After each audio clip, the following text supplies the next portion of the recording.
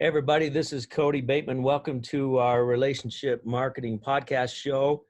Super excited, like I always am, for the guests that we have on today. We're going to take a little bit of a different angle today on our subject. Typically, we're talking to sales professionals, people that are in the sales channel, sales processes, how relationship marketing fits on the sales and marketing side. I'm sure our guest may touch on that today, but he's got some unique disciplines that he speaks to, talking a lot about employee engagement and retention, which is a great subject. It's in fact, it's interesting because in the relationship marketing movement that we're a big part of, oftentimes we forget the importance of relationship marketing on the employee side of things. Yeah. I've had a guest on the show as well as featured in my book.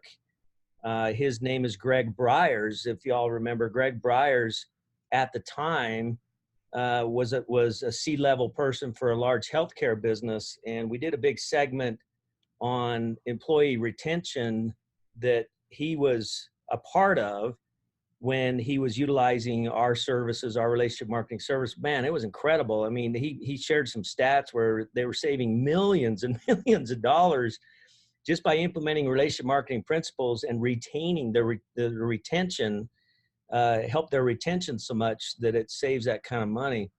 So we don't speak on this subject that often, but we're certainly going to speak on it today. So without further ado, our guest today is Mr. Ben Baker. How you doing, my friend? I am doing great. Thanks for having me on the show, Cody. Well, Ben, we're excited to have you. You've got some great stuff out there. You're the founder of Lead at Any Level workshop series. You have a podcast called yourlivingbrand.live.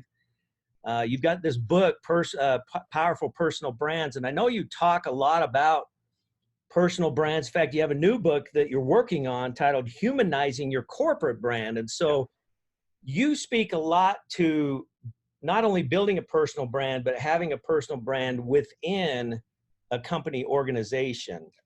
And that's a real important topic today, because I think a lot of times people get confused as to how all that works. So talk to us, my friend. How does all that work?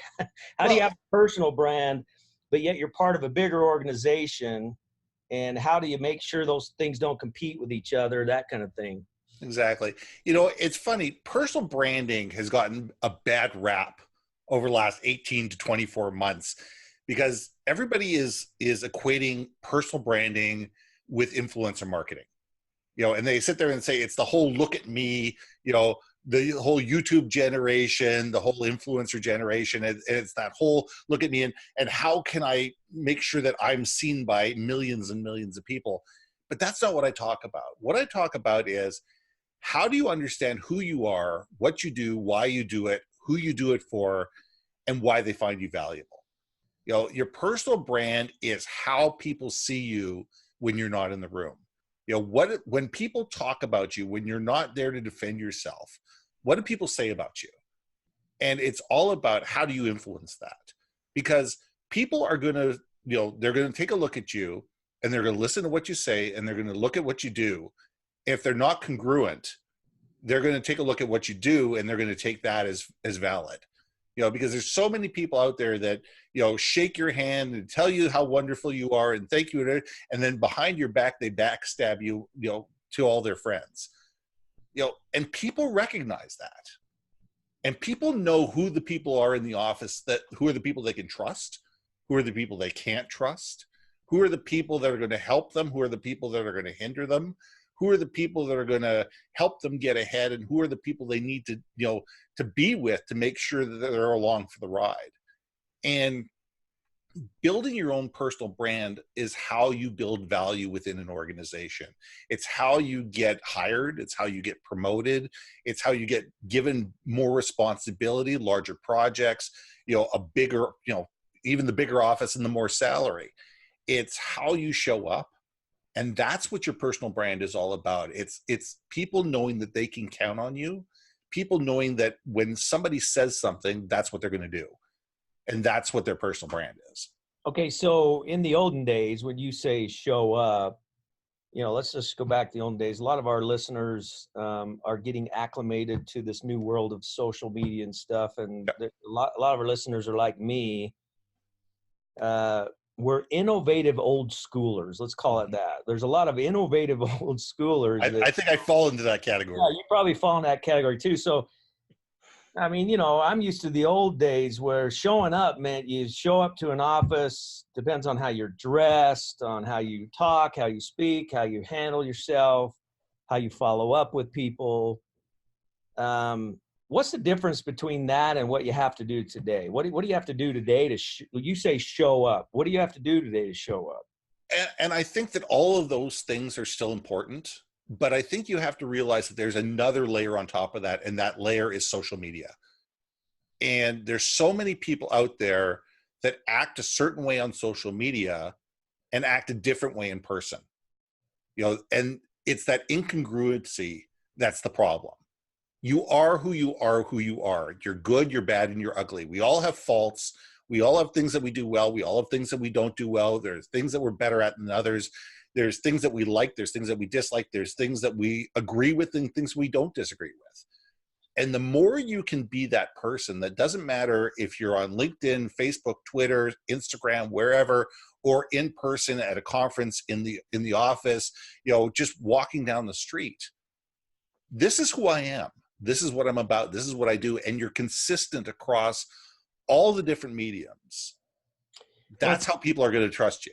It's interesting that you bring that up, because prior to this show, I mean, you and I don't know each other. I've heard about you and I've studied a little bit, but just prior to going on the show, what do you suppose I did? I went on your LinkedIn page.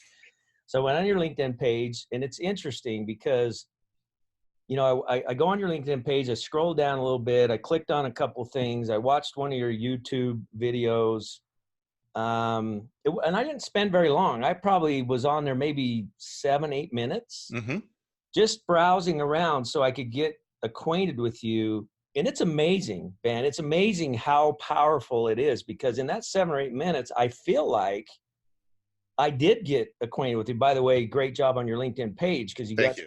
Here's what I learned about you without meeting you face to face, or without someone telling me this about you.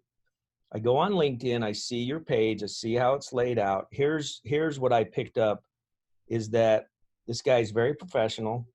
He's got his act together. He's pretty no nonsense. He's a good old boy. He gets up and speaks his passion. And he's truly a servant leader that just wants to help. Now, I captured that in 7 minutes on your LinkedIn page. Was that pretty accurate? That's who I try to be. Am I perfect at it? No, but none of us are. Right. But you're right. I mean, those are the things that are important to me. Those are absolutely the things that are important in my life. So is that your brand? And that's my brand. And that's who I am. And that's, some people will call it brand. Some people will call it reputation. Some people will call it other things. And it really doesn't matter what you call it. It's who you are at your core. I mean, the rest of it is just words. It's verbiage. It's coming up with a word that explains it. It's like the Nike swoosh. The Nike swoosh on its own means nothing. It's everything that's behind it. So do you think people, because this ties in with how you started talking about, people think that branding means being an influencer or trying to be an influencer. Do you think a lot of times that people overdo it? That like there's a lot of people that underdo it. There's a lot of people that don't realize, first of all, you got to rely on social media. You got to, build your pages. You got to make yourself present there, because people are going to review you through social media before they meet you or talk to you today. And whether you like it or not, that's just the way it is. There's a lot of people that underdo it, but I want to talk about the people that possibly overdo it. Are there people that overdo it, and how do they overdo it? Yeah, I mean, there are lots of people that overdo it. I mean, I don't want to slag on influencers, because these are people that for one way or another have built hundreds of thousands, millions of fans. People listen to everything they have to say. They make way more money than I do, some of them, because they have the influence, and they're able to get brands to, get them to open up the latest iPhone and charge $1.5 million to do that. there's nothing wrong with it, but you have to understand what your brand is. If you have a brand that's over the top, you got to be over the top all the time. And that's who you are. There are people out there that are absolutely gregarious. They're in your face, they're loud, they're proud, and that's who they are. And there's certain people that are going to resonate with that, and that's their tribe. I think you and I may be turned off by that, yeah, but it doesn't matter because we're not the people they're speaking to. right. I think that's an important message because what I've learned probably the hard way in my career is what you just said. There's a lot of different kinds of people out there. So just because some guy or gal does not resonate with me doesn't mean they're not going to resonate with hundreds of thousands of other people. That's right. And vice versa. So you have to realize you're never going to please everybody, but you're going to please a segment of people based on who you are. So the key is just be who you are. Here's, and I want you to speak to this. Sure. So a lot of people, they get the advice, just go be who you are. Do you be who you are? But then what happens in today's day and age, there's instant feedback everywhere. Yeah. So you go do you be who you are, and there's instant feedback. And some of that feedback, a lot of that feedback comes from people that don't like you. Yeah. You're a weirdo, man. Why don't you knock it off or whatever? And you see these nasty little comments. So you get discouraged and then you stop being you. I mean, do you see that a lot? And what do you say to those people? Yeah. I mean, I mentor a lot at the universities. I do a lot of mentoring at the different universities. And that's probably one of the number one thing that I get from 18, 19, 24, 25-year-old students is there's people out there that write really mean things on my social media feed. And I go, okay, give me an example. He says, well, I wrote a post. I said, okay, you wrote a post. Was it successful? He said, yeah, we got 100,000 people that looked at this post. I said, that's amazing. Well, how many positive likes did you get? Well, we got over 10,000, positive likes on this thing. I said, that's great. How many negative you got? Well, I got 32. And what are you focusing on? They're focusing on the 32. I will guarantee you, I have never had a post in my life that's had 100,000 views. I've had 25,000 views. I've had 35,000 views. I've never had 100,000 views. But to sit there and say you got 100,000 views, you got 10,000 positive likes, which is amazing. Yeah. And 32 people that detract from what you're saying, and that's what you're focused on. This is the problem with society, is that everybody is focused on the negative. People are focused on, oh, well, I'm not good enough. And the thing is, who are these people that are 32? You're not going to like everybody. Coca-Cola does not have 100% market share. There are people out there that will never drink Coca-Cola in their life. There's people in the world that will never own a Visa card. These people have hundreds of millions of followers, but there's 7.5 billion people in the world. There's going to be people in the world that hate you. There are people in the world that truly do not like what I have to say, and that's okay. Right. It's a matter of understanding this is what I do. This is who I do it for. And this is how I help them, and concentrate on those people. And yeah, does it hurt sometimes when you get a negative comment and you sit there and say, okay, but you have to sit there and say, what's the context behind the person that's leaving this comment? And it's up to you whether you want to engage with that person or not. And there's ways to do that in a great way, and there's ways to do that in a bad way. But it's up to you to decide what you want to do. I always focus on the positive. Who can I help and how can I help them? And you know what? If there's detractors, some people are just going to hate. Some people are just angry. Some people are just, having a bad day. And there's nothing I can do to help them. So focus on the people I can help and the people I can change. It's really good stuff. It's really important. I think it's even important as we build our brand, but it's also important as we view other people's brands. Yeah. Don't worry so much about the people that you don't, because there's people out there you don't like. Absolutely. It's just life. There's people we like, and there's people we naturally like and migrate to. There's people that we naturally don't like and don't migrate to. All the personality experts say there's at least 4 quadrants of personality types, and an analytical guy or girl is probably not going to like a visionary person No. that's large and in charge and out in your face all the time. You know what I mean? So, and I think that that's really important to remember. And another important thing to remember is, look, some people naturally resonate with you and some people don't. And it's okay. Yeah. Even in your personal life, like when there's some people that you can have a really good connecting conversation with, and some people you just don't have a natural connection with, and you don't need to worry about it or beat yourself up over it. You just move on, you know? But on the other hand, you also need to understand that other people out there have different personality traits and different communication styles. And if you're always trying to communicate your vision, your values, and your message to everybody using your method and your style, it's not going to resonate with some people. You need to sit there and say, who's the audience I'm in front of? How do they communicate? How do they like to retain information? How do they like to be spoken to? And be able to speak to them in their language. When I'm on stage, you know, the first thing I do is I call the conference organizer and say, who's going to be in the audience?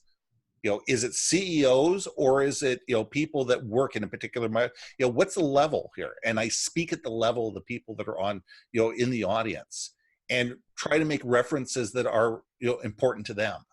Because if I can do that, even if it's not my style, it's going to affect them better. And that's what it's all about. It's an excellent point, speaking to the personality profile that's out there. And, you know, we talk a lot on this show about assessment, the importance of assessment, assessing people's needs, wants, desires, goals. There's also an assessment to somebody's personality type. I do a thing in some of my workshops, some of my live workshops, seminars that I do. I ask a simple question.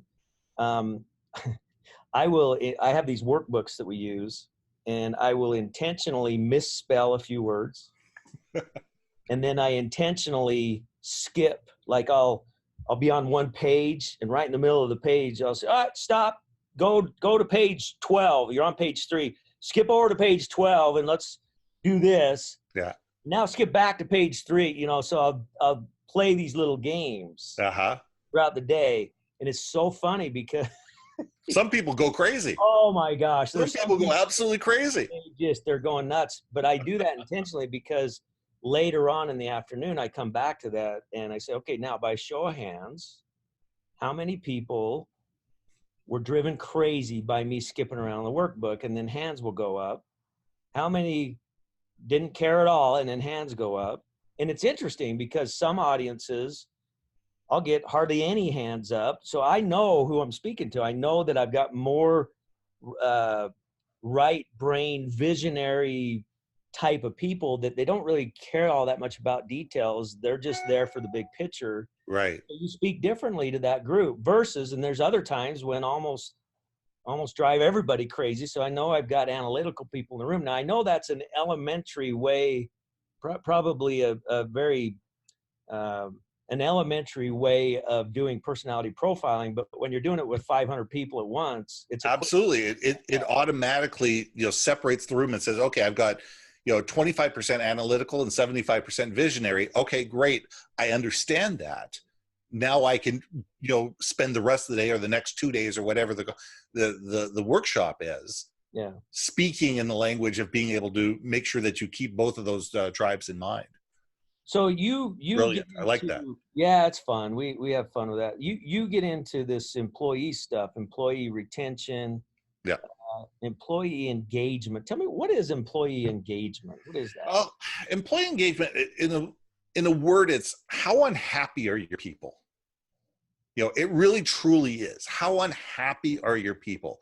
And how, you know, unhappy can go everything from, you know, I'm having a bad day, to I absolutely hate my boss, or I hate my job, and I've got Indeed or whatever in the top right-hand corner of my monitor, and I'm constantly searching for new jobs, you know, out there. I mean, you look at people's LinkedIn profiles today, and especially the younger generation. I don't mean to pick on millennials, but I'm going to pick on millennials for a minute, where you have this 18-month cycle where people sit there and say every 18 months, you look at their resume, they've got another job. And it's very rarely is it within the same company. It's usually, you know, in another company. And I've got a new calculator on my website right now that companies can figure out what that's costing them. The average is about $100,000. Yeah. Yeah. It's costing about $100,000 every single time you lose an employee. By the time you hire somebody new, you onboard them, you train them, you get them up to speed, and you get them to the point where they're a valuable asset within your corporation. That's the number that I work with. And if we sit there and go, okay, what do we need to do to make employees less unhappy? And 9 times out of 10, it's not free beer Friday. It's not unlimited vacation. It's not, whether you have, 80% dental or 90% dental. It comes down to communication. I mean, the perks are important. Trust me, my wife has got great perks at her office, and we use them, and they're phenomenal, and we appreciate them. But if she was at an office that was, where there was constantly a manager that was, yelling at her, if there was constantly, miscommunication going on, if she was being stymied every single, time she was doing work, it didn't matter how much money she was making or how good the benefits were. If she's not feeling listened to, understood, and valued, sooner or later she's going to leave. Sooner or later somebody's going to offer her a better job somewhere, or she's going out on a resume board saying, you know what, there's got to be a better job somewhere out there somewhere. So it's a matter of companies looking at that. And we look at everything from onboarding to, internal communication within the company. We take a look at what's your internal training programs like, how often are you bringing in experts? How often are you doing team-based exercises? I'm not talking about everybody go rock climbing just to go rock climbing, or everybody going bowling just to go bowling. What's the training that goes along with it? So I want to tie the last 2 conversations back together again. Yep. So you're talking about all these things that you help companies with to do to retain their employees. And then just a minute ago, we were talking about personality profiling. Do you do personality profiling as part of that whole thing as well? I mean, I bring people in to do that. I'm not DISC certified. I'm not, I don't have the DISC certification, or I don't have the Strength Finder certification or whatever. I've got people that I will bring in to do those type of assessments ahead of time, and build that into a 2, 3, 4 day workshop to be able to have that. I find that to be very impactful, very helpful as far as morale and happiness on the job. In fact, we brought in a program called Emergenetics, mm-hmm. and it's kind of a color personality thing, and we worked on Emergenetics with all of our employees, different departments and whatnot. Man, it was fascinating. I mean, the improvement in communication after that training took place was phenomenal. In fact, even myself and my executive assistant, who I'm very close with, Emerald, like she runs my whole life. And her and I get at each other. Boss behind the boss. Yeah, she's the boss behind, and she does incredible stuff. Her and I were getting at each other's throats at times. At times I'd get so angry and just so frustrated, and she would do the same thing. And we'll come to find out, I'm huge. I'm about as far into the right brain as it goes. I'm a visionary, big picture. In Emergenetics, it's yellow. I'm yellow, and like I'm just big sun yellow. I'm just taking over. A big picture details. You guys figure that out. Well, Emerald, she's all totally opposite. All about detail, analytics. Yeah. Oh my goodness. She starts going down the rabbit hole before I want to go down the rabbit hole. And man, it was driving us crazy, but we learned kind of how to speak to each other and how to communicate better. So it's a matter of me gaining a respect for how she processes, her gaining a respect for how I process.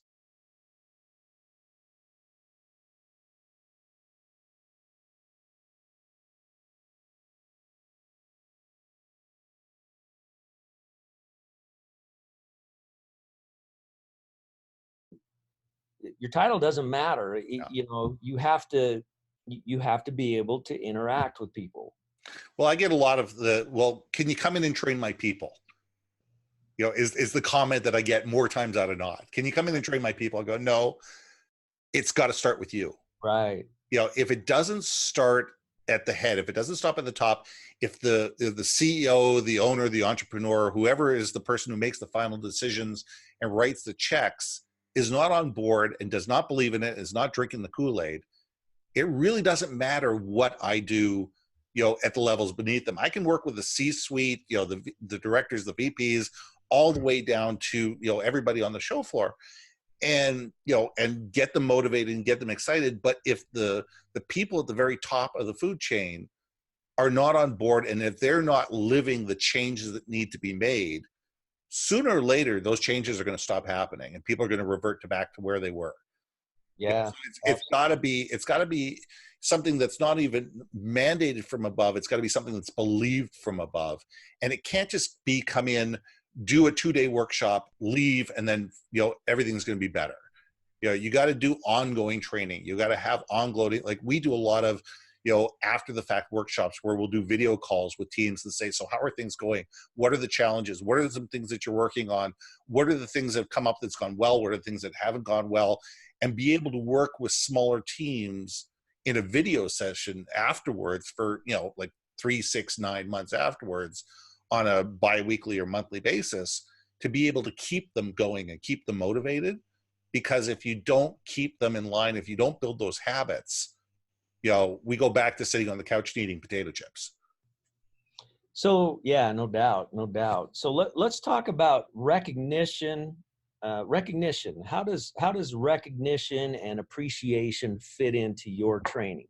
Yeah, I started off in 25 years ago in direct mail, and very quickly moved into promotional marketing because we always wanted something to put inside the envelope to be able to, call it bumpy mail. People opened up something and say, oh, what's inside the envelope? It's a tactile thing, and opening it up. So promotional marketing and reward and recognition is something that's always been part of my underlying thinking. And the problem is most people do not reward often enough and think that it has to be this big recognized thing in front of everybody else, and awards and plaques and and cruises to the Bahamas and all those type of things that happen on a yearly basis. It's the little things that happen on a daily basis that matter. That was a great job. I really liked how you presented that really well at the conference. I really liked what you did. Can you come in and talk to a different group about what you just did? Or I like what you're doing. Can we share this amongst the different departments? It's those little attaboys and those little attagirls, and the way that you can make people feel special on a daily, weekly, monthly basis. That's where the good recognition comes in. Yeah, I mean, the awards are nice, to be able to have on a resume. The cruises are nice because what, people feel that they're somewhat special, but it's got to be, it's got to be for a reason. Like there's got to have to be metrics behind it. Here's a perfect example. There's a company that I work with that there's the mothership that's there's the head office where there's 500 or 600 employees in it. And then they have a whole bunch of branch offices, and the branch offices are 30 to 50 employees spread out across North America. And I happened to show up on a day where there was a big cake in the staff room at lunch. And I said, well, is it somebody's birthday? He said, no. We do this monthly. Every single month, one of the VPs who loves baking cakes bakes these really fondant special cakes up, and she makes one for the people whose birthday it is that month. I said, oh, that's great. I said, so what do you do for the branch offices? And I got this absolutely blank look on people's face.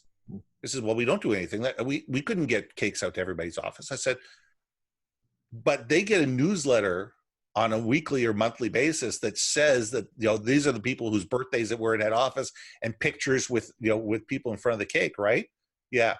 Well, how does it make the extra 400 people you have across North America feel when they, head office gets one thing and they don't get the other?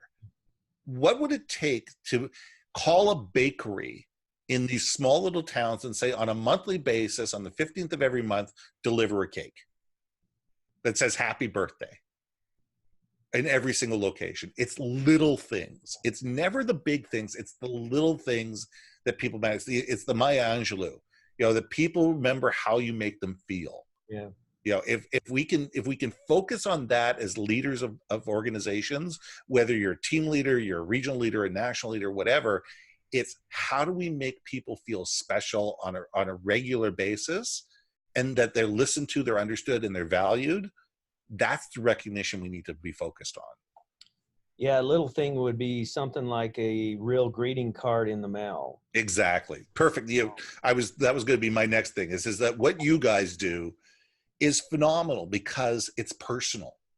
Well, I even take that into the corporate arena where, you know, you're dealing with different departments and managers, employees, and at all levels. And even there, it's just a simple take the time to recognize somebody, send them a real greeting card, something they can touch, they can feel it, they can smell it, they can read it. It's got a picture of them in it. That's great. Just to say, hey, I'm thinking about you, or say happy birthday, or whatever it is. In fact, I go back to the guy that I started the show telling the story about, Mr. Greg Briers, who's C-level guy, the big healthcare business. He oversaw thousands of employees, customer service centers around the country. He'd come into town and he'd do these walkabouts. He'd tell this story how he'd do these walkabouts and just meet people. And, you know, he tells a story about how he met this guy, was a janitor. The guy was a janitor. He met this janitor and got to know him and got to know a little bit about his family and stuff like that. And he sent him a card. He sent him, you know, this is a VP guy, and he sends him a card talking about him and his family and his circumstances and congratulating him. Well, here's what's interesting. Obviously, he made that guy's year. He created connection with that human being. He's a human being. He's not a janitor. He's a human being. A human being. He's not employee number 64357. That's right. That's right. But what's interesting is then he goes on to talk about how, what do you suppose the janitor now does? Everywhere he goes in that building, lots and lots of employees. Yeah. Whenever the subject comes up about Mr. Big VP Greg Briers, this guy's on a soapbox about how cool Greg Briers is. Yeah. And how cool the company is that recognizes all of their people. And so he does a great job telling that story. The reason I spend the time to share that is I like this guy so much, Greg Briers, I ended up hiring him to run one of my companies. So perfect. Love it. He now is the CEO of one of our companies and just does a great job. So anyway, yeah, I mean, like you said, the little things are so critical, so important. Yeah, I love when I get a thank you card from somebody. I mean, how rarely do you get somebody, you know, maybe somebody will send you an email. Maybe somebody will call you up a few days later and say thanks for the meeting. But it doesn't happen very often. There isn't a lot of people that will actually take the time to do it.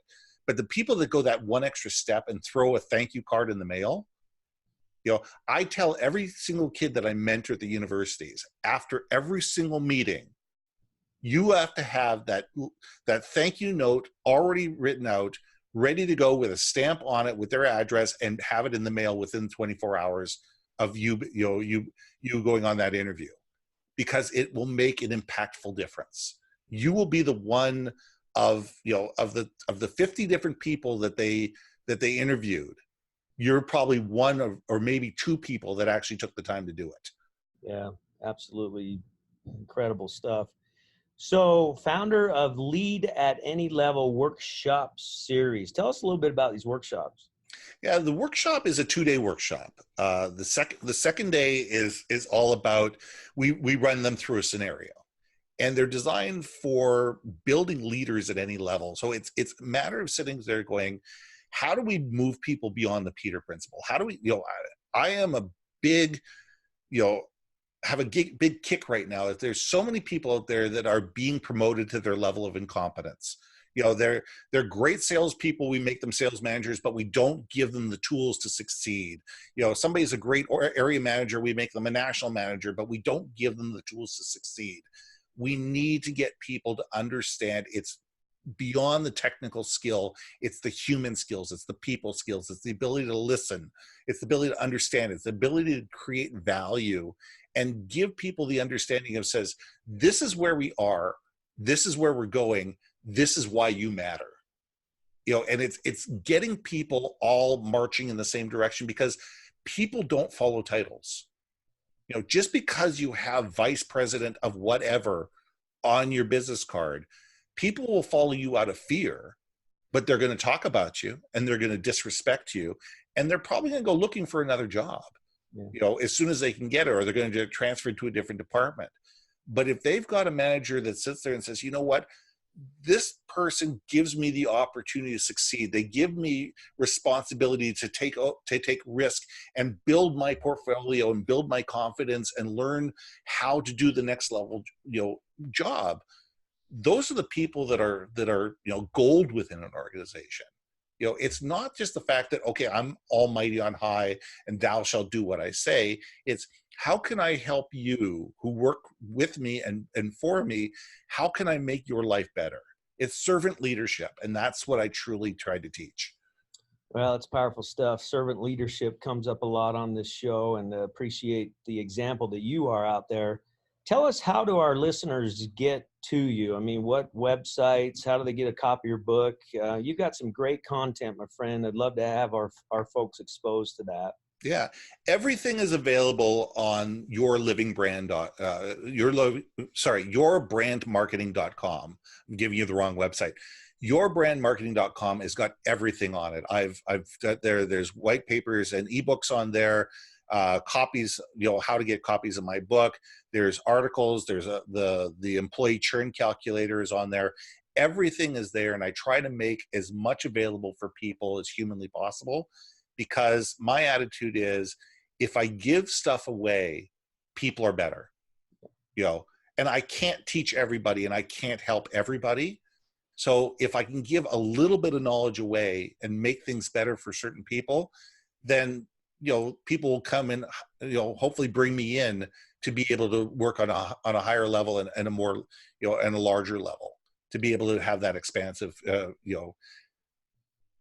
experience for companies.